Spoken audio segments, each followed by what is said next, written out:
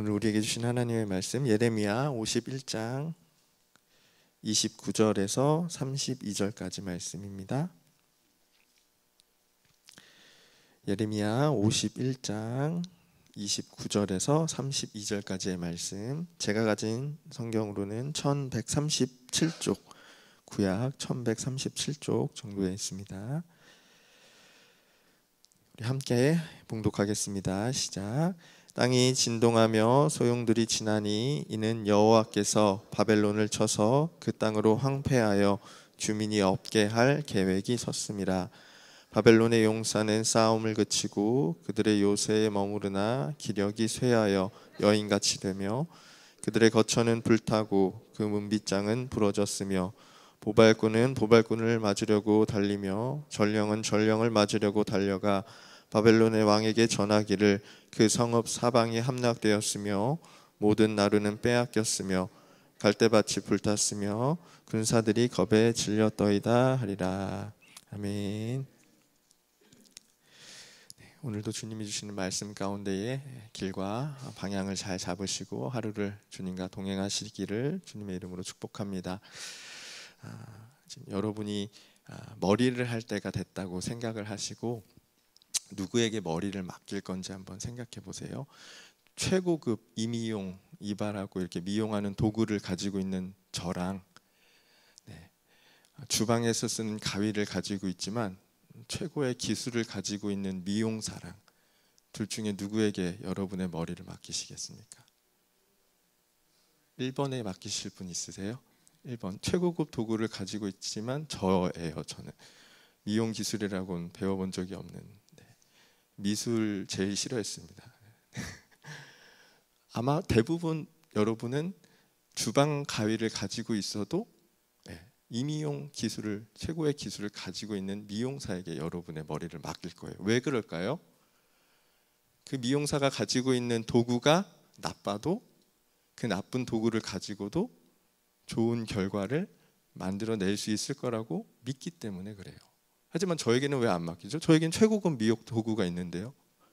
아무리 좋은 도구를 가지고 있어도 여러분의 머리를 좋게 만들어줄 수 없을 거라는 확신이 있으시기 때문에 저에게는 맡기지 않으실 거란 말이에요.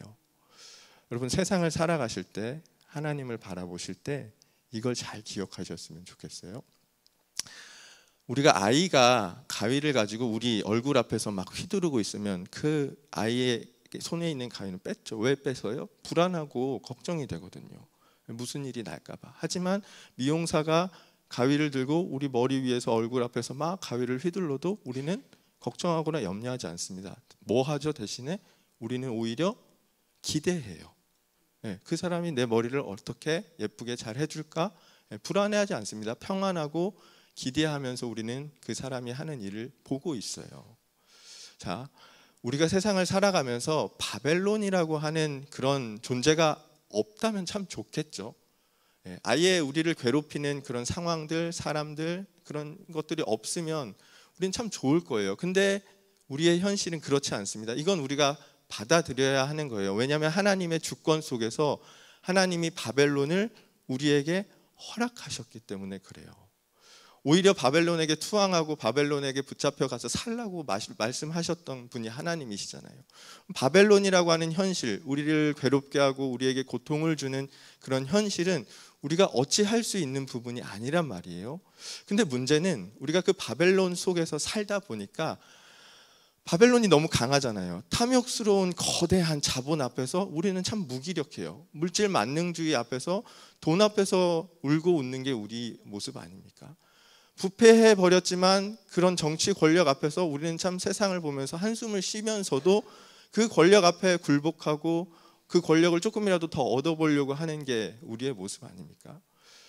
우리는 바벨론이라고 하는 현실 앞에서 그 속에서 살다 보니까 그것들 속에서 괴롭기도 하지만 어느 순간 우리 마음에 그런 거예요. 이게 바벨론 세상 속에서 살면서 하나님이 진짜 살아 계신가? 하나님이 살아 계신 거, 그 믿음까지는 우리가 붙잡고 있는데 하나님의 능력이 별로인 것 같아요. 하나님이 우리를 사랑하시지 않거나 하나님의 능력이 그렇게까지 위대하시지 않은 것 같아요. 왜냐하면 우리의 현실이 녹록치가 않거든요. 믿음을 가지고 하나님의 선한 도구로 살겠다라고 하는 우리에게 참 어려운 일이 너무 많다 보니까 어느 순간 우리도 바벨론 앞에 좌절하고 바벨론을 동경하기 시작하죠. 나도 바벨론처럼 되고 싶다. 나도 부자가 되고 싶고 나도 많은 권력을 갖고 싶고 그래서 나도 바벨론 속에서 떵떵거리며 잘 살고 싶다라고 하면서 하나님에 대한 믿음과 신앙을 잃어버리고 바벨론 앞에서 좌절해서 굴복해 있거나 아니면 거기에 동화되어 살아가는 게 우리의 모습이란 말이에요.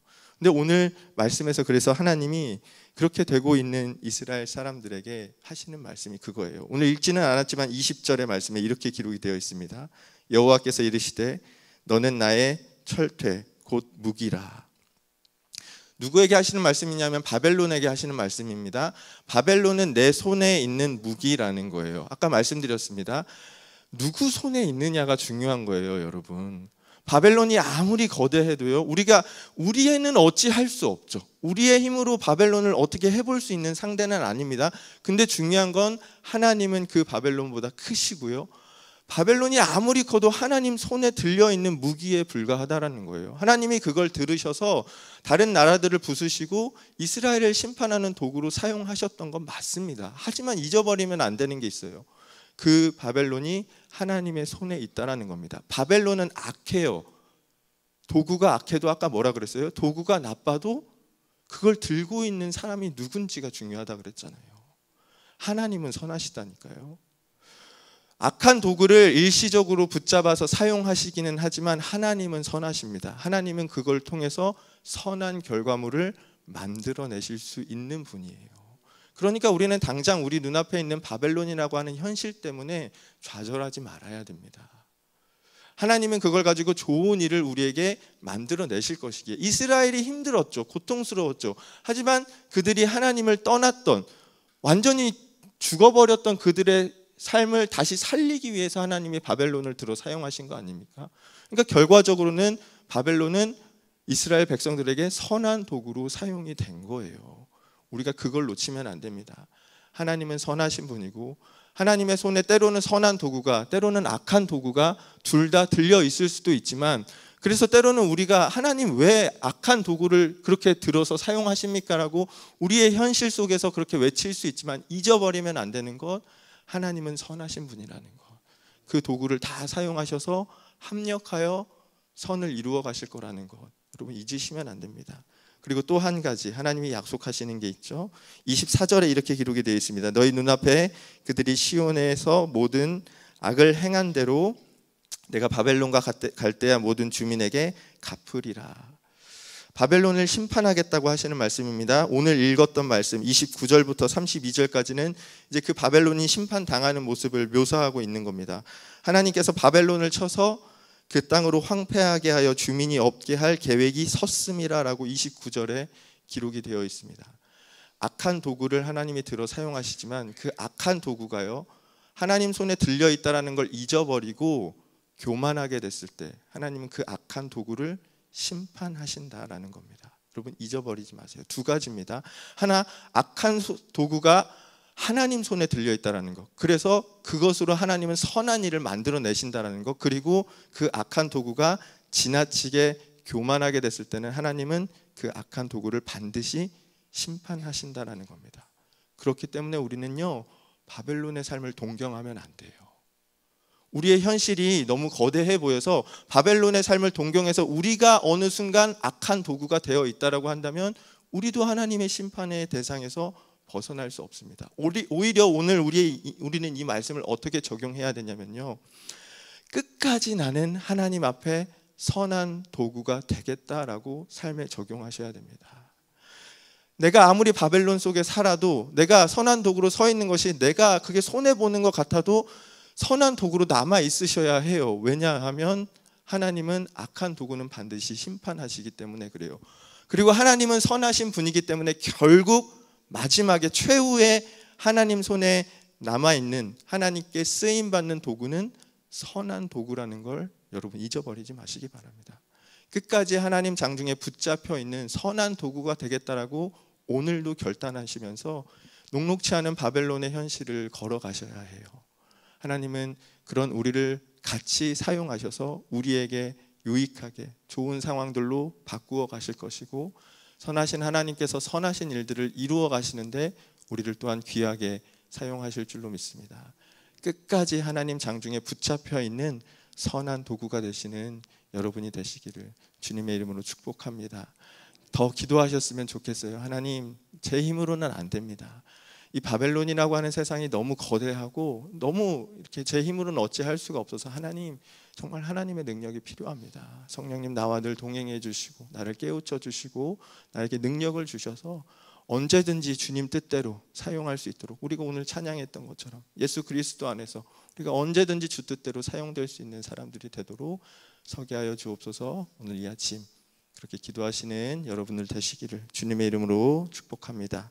기도하겠습니다. 하나님, 감사합니다.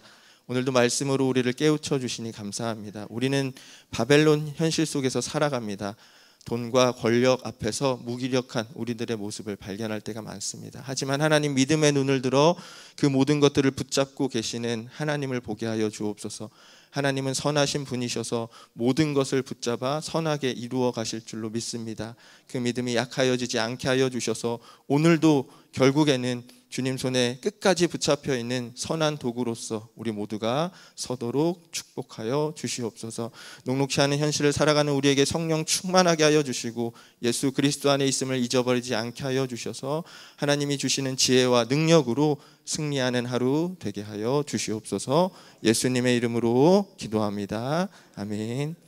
하늘에 계신 우리 아버지여, 이름이 거룩히 여김을 받으시오며 나라가 임하시오며 뜻이 하늘에서 이루어진 것 같이 땅에서도 이루어지이다.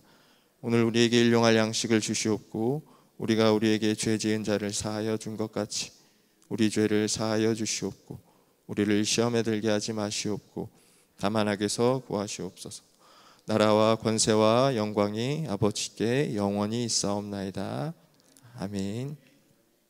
오늘 주신 말씀 붙잡고 우리 함께 기도하실 텐데요, 이 세상에 있는 모든 것들을 협력하여 선을 이루셔서 하나님이 이루실 일들을 오히려 평안 가운데 기대하시면서 기도하시고, 하나님 도와주옵소서, 주님 안에 머물게 하옵소서 간절한 마음으로 기도하시면서 본인의 기도 제목과 가정, 또 교회와 나라와 민족을 위해서 함께 기도하시면 감사하겠습니다. 우리 주님의 이름 한번 부르고 간절히 기도합니다.